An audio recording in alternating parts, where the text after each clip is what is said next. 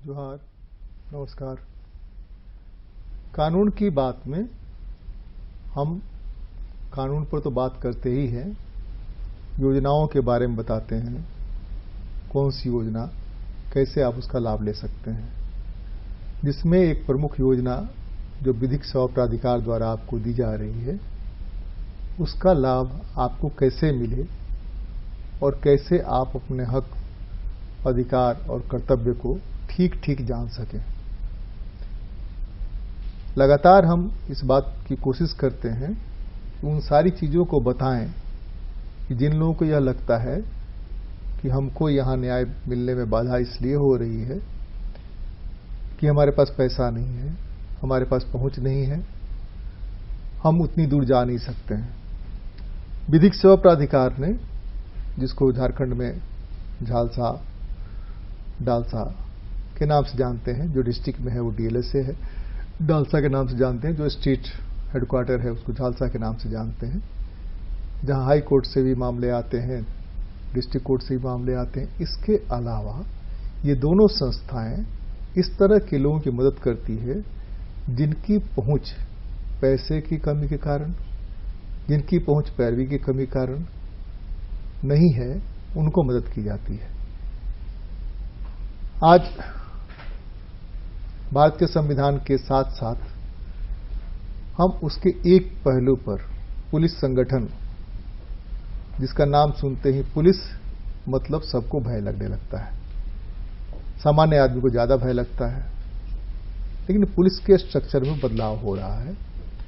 Police है क्या, police संगठन बनाने की जरूरत क्या पड़ी, इसमें आपकी सुरक्षा के लिए बनाई गई है पुलिस से आप कैसे मदद ले सकते हैं, और कहीं किसी लेवल पर अगर मदद नहीं मिल रही है तो अगला लेवल क्या हो सकता है, अगला स्तर क्या हो सकता है जहां से कि पुलिस से आप मदद पा सकते हैं।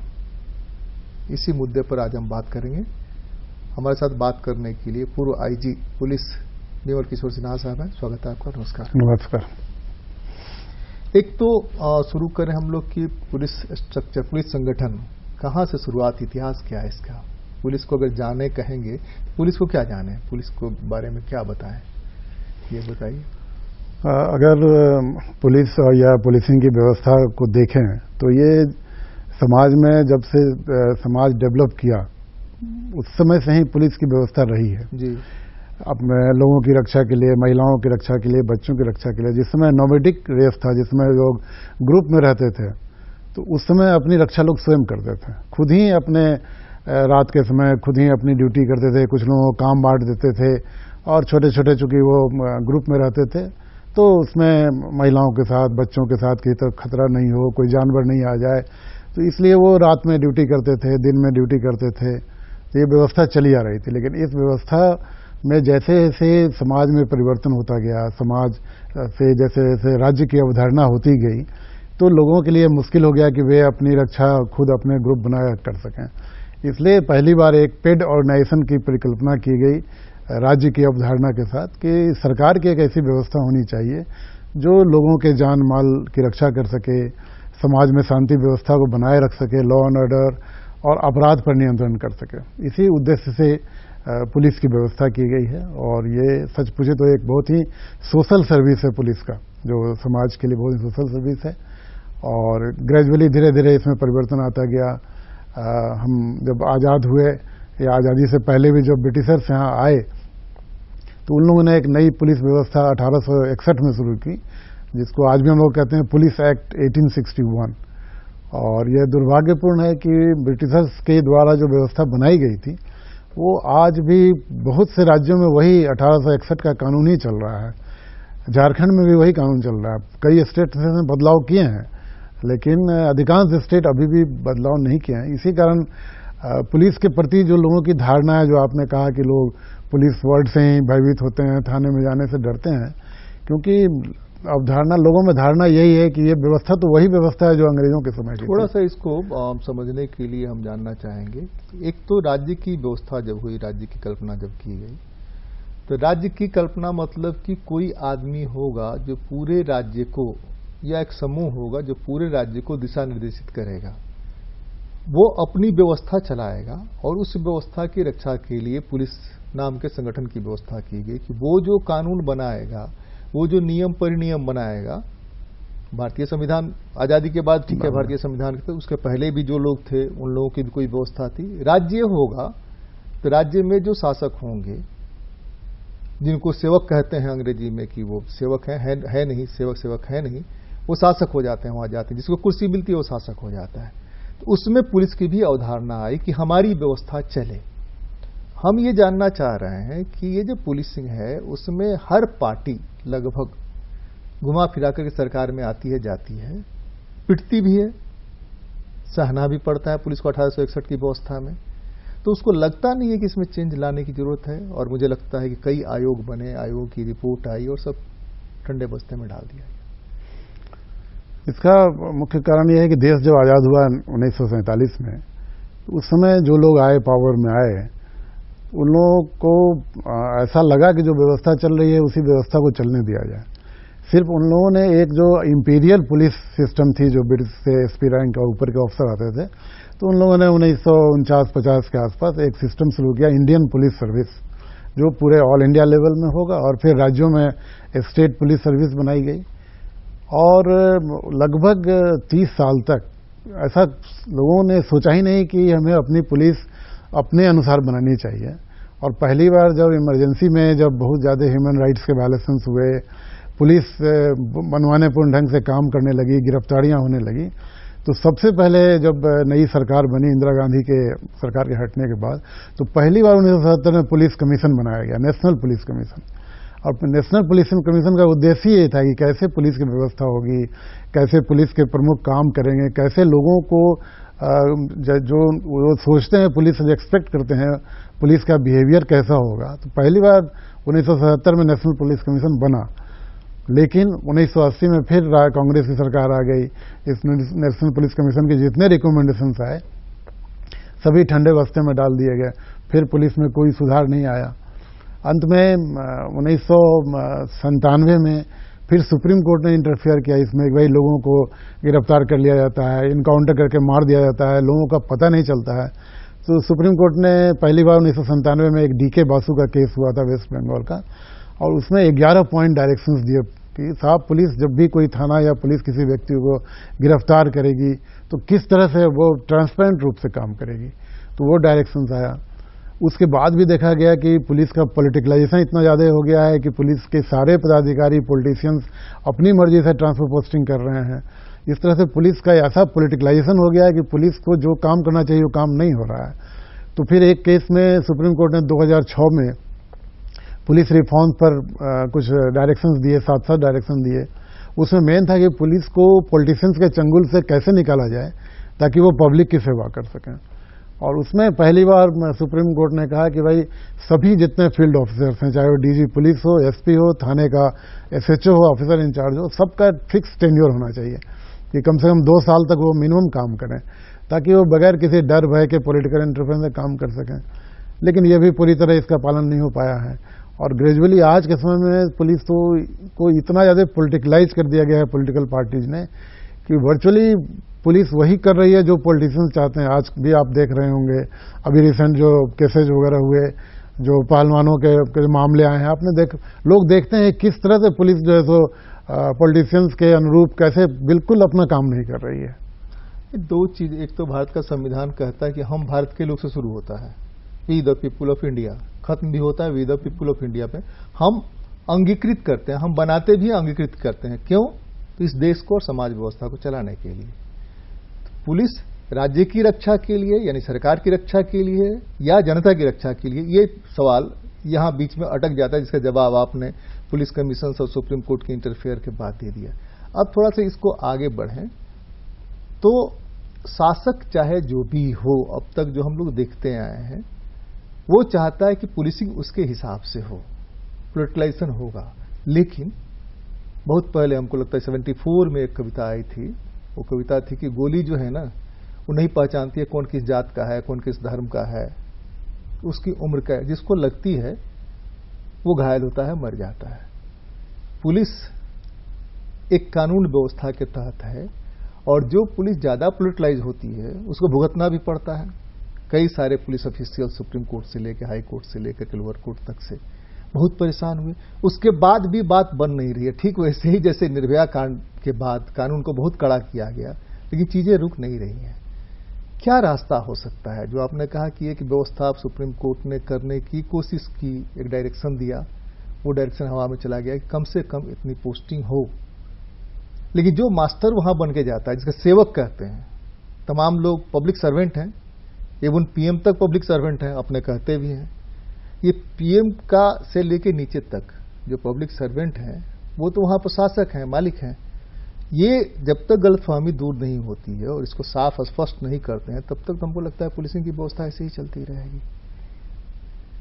यही क्या लगता है? यही तो विडंबना है कि मतलब कि हर आने वाला जनरेशन सोचता है कि अब पुलिस में बदलाव आएगा, अब जो नए पुलिस अफसर आएंगे। आप देखते हैं कि अभी जो पुलिस अफसर खासकर इंडियन पुलिस सर्विस में जा रहे हैं, जो कि जिला में पुलिस को हेड करते हैं, IIT और विभिन्न इंस्टीट्यूट से पढ़े हुए आ रहे हैं। और ये एक्सपेक्ट किया था कि इतने पढ़े लिखे और इतने अच्छे लोग आएंगे तो और अच्छी व्यवस्था होगी, लेकिन कोई परिवर्तन नहीं आया। जो पॉलिटिकलाइजेशन ऑफ पुलिस फोर्स में कोई पॉलिटिकलाइजेशन में नहीं आया। इसलिए अभी जो व्यवस्था चल रही है वो क्या है ना कि ऑफिसर्स ओरिएंटेड हो गया है और संस्कारों की बात हो गई है। जो अच्छे संस्कार के साथ जो पुलिस में लोग आ रहे हैं, जो सेवा भावना से आ रहे हैं, तो वो जो काम कर रहे हैं, उस क्षेत्र में जो काम हो रहा है, वहाँ पुलिस की इमेज अच्छी है। आपने कोविड के दौरान देखा होगा, कोविड के दौरान पुलिस का इमेज कितना हाई हो गया था, लेकिन कोविड खत्म होते ही फिर पुलिस का इमेज गड़बड़ हो गया। मैं आपको 2 एग्जाम्पल दूंगा, 3। एक बार मैं पुलिस ट्रेनिंग स्कूल गया हुआ था क्लास लेने के लिए, तो वहां पर मैंने एक ही चीज कहा कि अगर आप पुलिस अफसर नहीं होते और दूसरा पुलिस अफसर जो आपके साथ व्यवहार करता, तब आपका व्यवहार क्या होना चाहिए, ये अगर आप सोचेंगे तो हमको लगता है कि बेहतर होगा। एक बार ऐसे ही CBI में गया था, एक बार CRPF का पूरा और नक्सल इलाके के SPs वगैरह आए हुए, तो वहां भी हमने यही सवाल किया, लेकिन ये सवाल हवा में गुम हो जाता है, कहीं कोई सवाल को सुनता नहीं। अभी भी लोग मिलते हैं उस स्कूल के जहां मैं गया था क्लास लेने के लिए, लगा कि शायद कुछ बात बनेगी, इसलिए कि हम जब बात करते हैं, क्लास लेते हैं, तो उसमें कोशिश करते हैं कम्युनिकेशन का, कम्युनिकेट हो, उधर से रिस्पॉन्स आए। लेकिन जो बिहेवियर देख रहे हैं उसमें बहुत हमको लगता नहीं है कि बहुत सारे बदलाव। 1 नंबर 2, उस ट्रेनिंग स्कूल में सिंगल आदमी हवलदार जो था और एक DSP 1000 लोगों की ट्रेनिंग दे रहा था।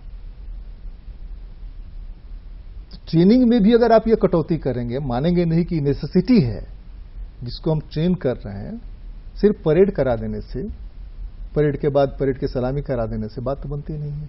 वहां तो व्यवस्था करे ना सरकार। नहीं, बिल्कुल ऐसा है तो वही ना। हाँ, जैसा आपने कहा, मैं भी एक छोटी बात बता दूं कि मैं पुलिस ट्रेनिंग कॉलेज हजारीबाग का प्रिंसिपल था, SDIG, और यही मैं कोर्स लेता था कि भाई आप लोगों को पब्लिक के प्रति ये होना चाहिए, जवाबदेह होना चाहिए, उनकी हेल्प करनी चाहिए। और अगर आपके परिवार के साथ अगर पुलिस मिसबिहेव करती है, उसमें आप कैसा फील करते हैं, या थाने पर जो कंप्लेन हो रहा है कि हम केस करने जा रहे हैं, केस नहीं हो रहा है, लोग भगा दे रहे हैं, तो मैं वैसे ग्रुप बना के कुछ लोगों को सादे में भेजता है, जाओ किसी थाने पर और जाकर अपना केस दर्ज करा के आओ। और जो लोग लौटते थे तो यही कहते थे कि सर तो मैंने गजब हो गया, मार के भगा दिया, केस नहीं दर्ज हुआ। हमने कहा सोच लीजिए हमारी क्या इमेज है।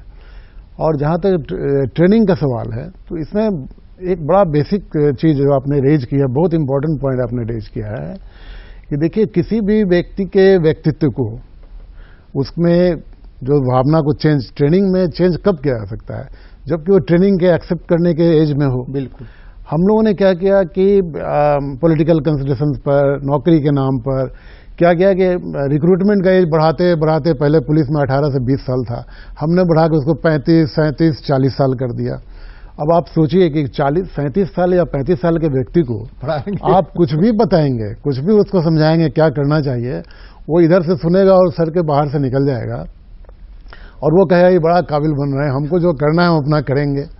तो जब तक इसमें परिवर्तन नहीं आया, खास करके पुलिस में, कि अगर आप बहुत कम एज में पुलिस को बहाल नहीं करेंगे।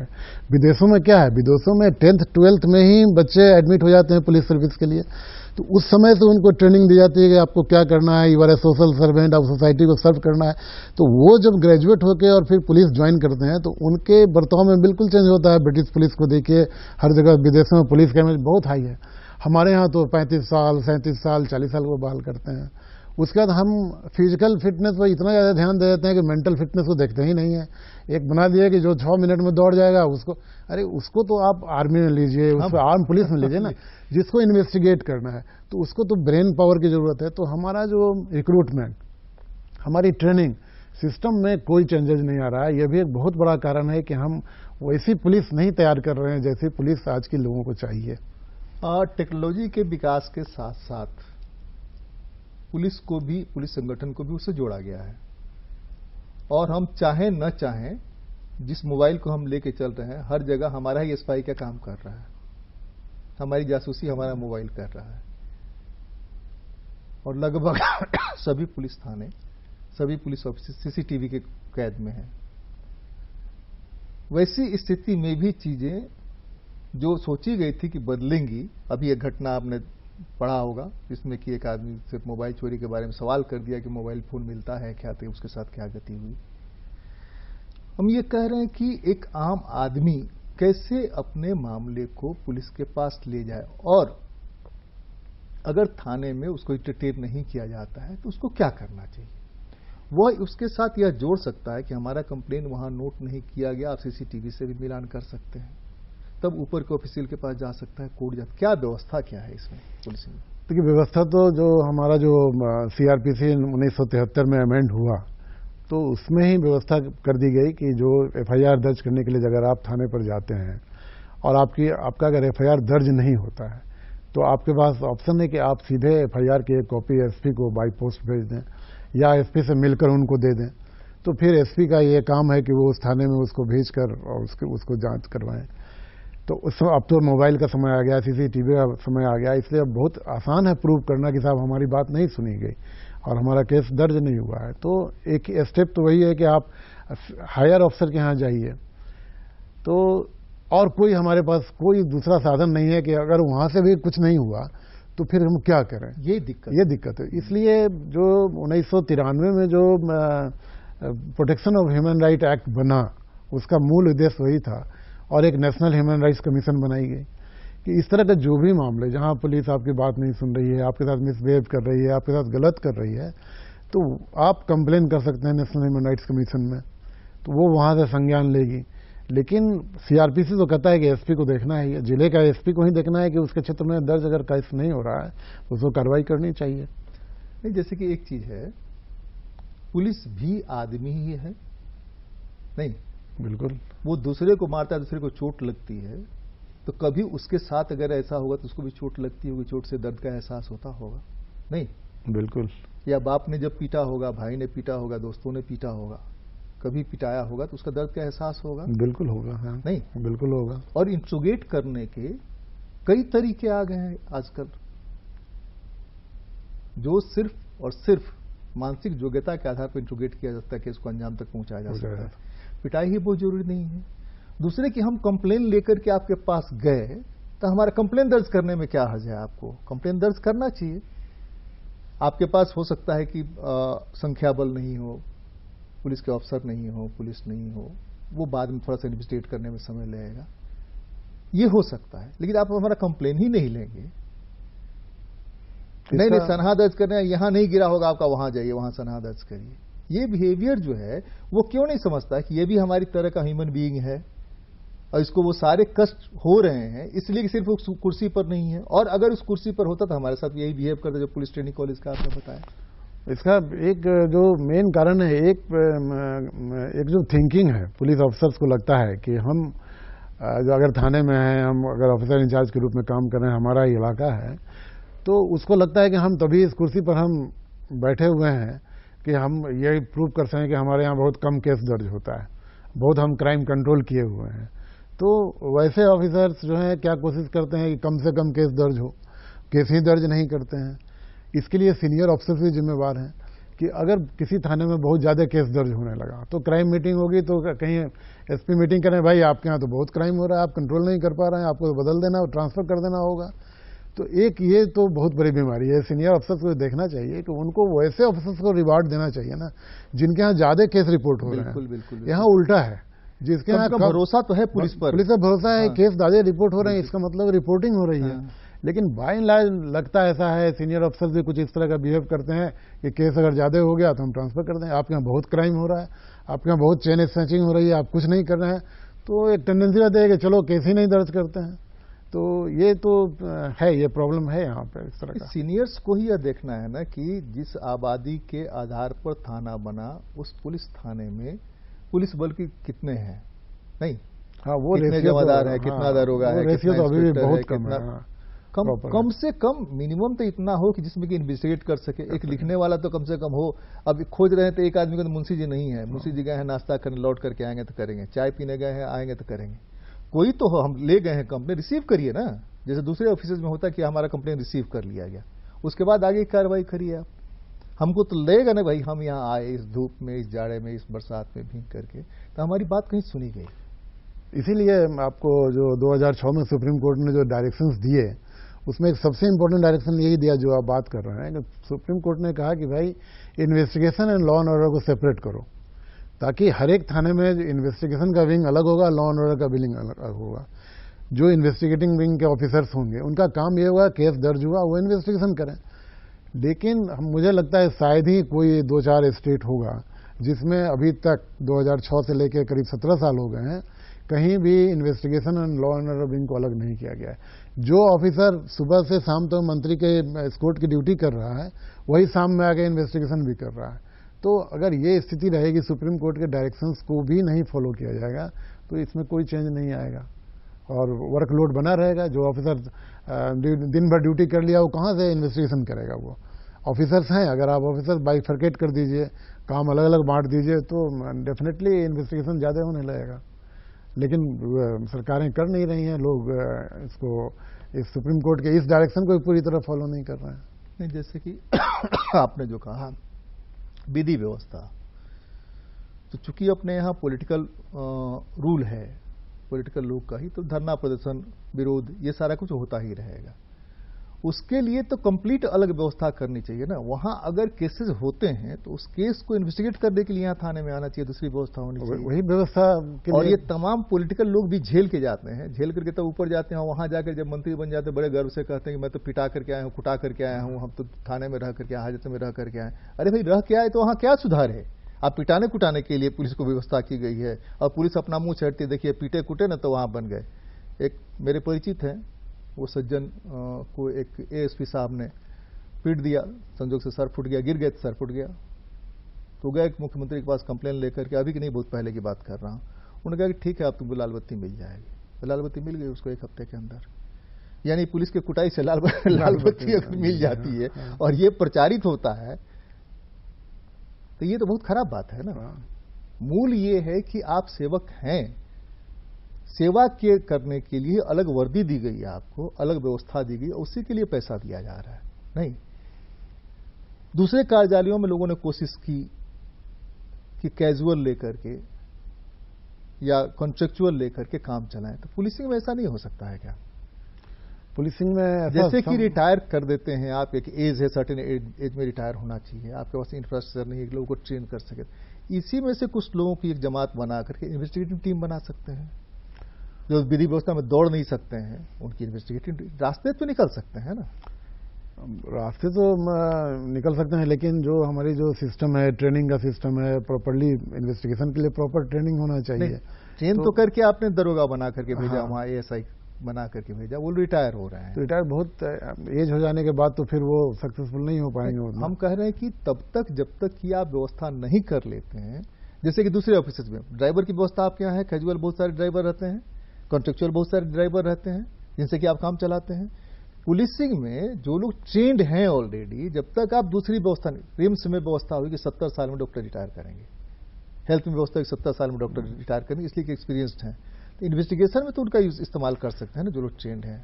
इस्तेमाल हो सकता है, और ऑफिसर्स की कमी हम नहीं है वो ना। व्यवस्था नहीं करें, हम कह रहे हैं कि वैकल्पिक व्यवस्था यह भी हो सकती है क्या? अभी जैसे वैकल्पिक व्यवस्था पुलिस में हो रही है सिर्फ आर्म फोर्स के मामले में, जी। जैसे हम लोग एसएपी बनाते हैं, स्पेशल आर्म फोर्स बटालियन, तो एक्स मिलिट्री मैन वगैरह जितने हैं, एक्स आर्मी सीपीओ के लोग हैं, उनको हम लोग बना के बटालियन खड़ा कर देते हैं।